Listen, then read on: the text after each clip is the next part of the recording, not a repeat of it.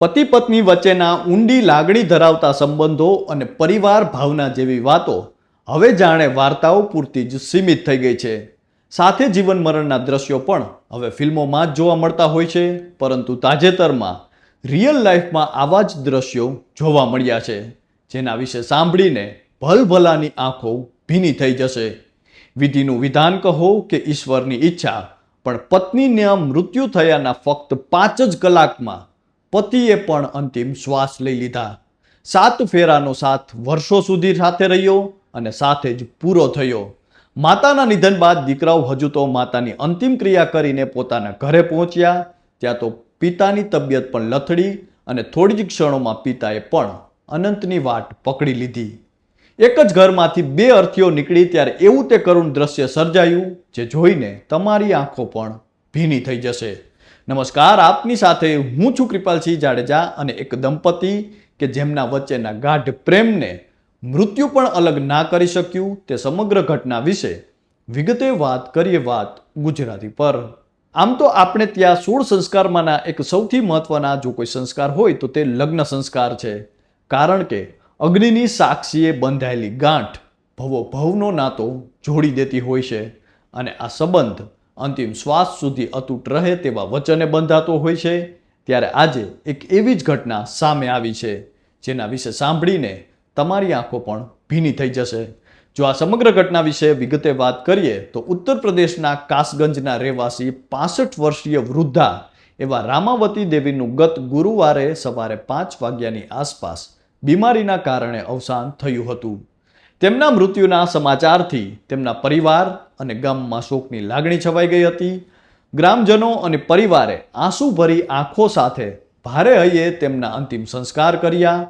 પરિવારજનો હજુ માતાના અંતિમ સંસ્કાર કરી ઘરે પરત ફર્યા અને આંખોમાં આંસુ હજુ તો સુકાયા નહોતા ત્યાં જ તેમના પતિ એવા જગદીશ પ્રસાદ ગુપ્તાની તબિયત પણ લથડી ગઈ. કારણ કે તે પત્નીના મૃત્યુના આઘાતને સહન ન કરી શક્યા.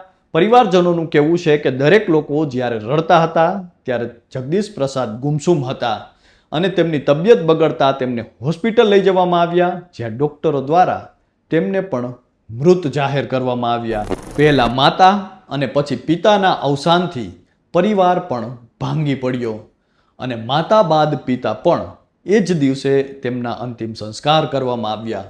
ગ્રામજનોના મતે જગદીશ પ્રસાદ ગુપ્તા અને રામાવતી દેવી વચ્ચેના સંબંધને સમગ્ર વિસ્તારમાં પ્રેમ અને સ્નેહનું ઉત્તમ ઉદાહરણ માનવામાં આવતું હતું, કારણ કે તેઓ જીવનના સુખ દુઃખમાં હંમેશા એકબીજાને સાથ આપતા રહ્યા છે.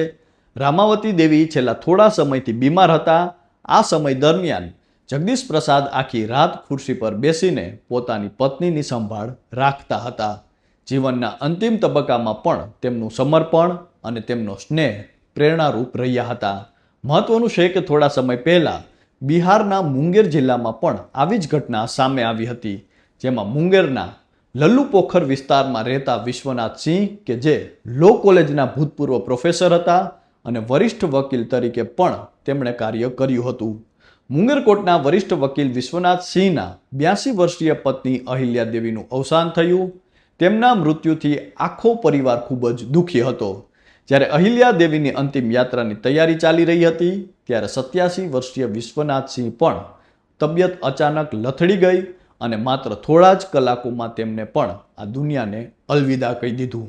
હંમેશા સાથે રહેતા વિશ્વનાથ અને અહિલ્યા દેવીએ જાણે મોત પણ અલગ ન કરી શક્યું. એક સાથે પરિવારમાં 2 અર્થી નીકળતા જ્યાં જુઓ ત્યાં હૈયાફાટ આક્રંદ નજરે પડતું હતું. એક બાજુ જ્યારે 7 ફેરાનો સાથ 7 મહિના સુધી પણ નથી ટકતો અને ત્યારે પતિ પત્નીના પ્રેમને મૃત્યુ પણ અલગ ના કરી શક્યું હોય તેવા કિસ્સા સામે આવી રહ્યા છે. કહેવાય છે કે કોઈ પણ સંબંધમાં ભાવ મહત્વનો હોય છે.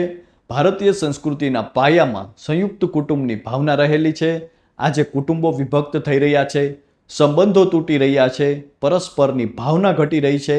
ત્યારે લોકો કહી રહ્યા છે કે આટલી ઊંડી લાગણી ધરાવતા સંબંધો હોવા એ ખૂબ અઘરું છે.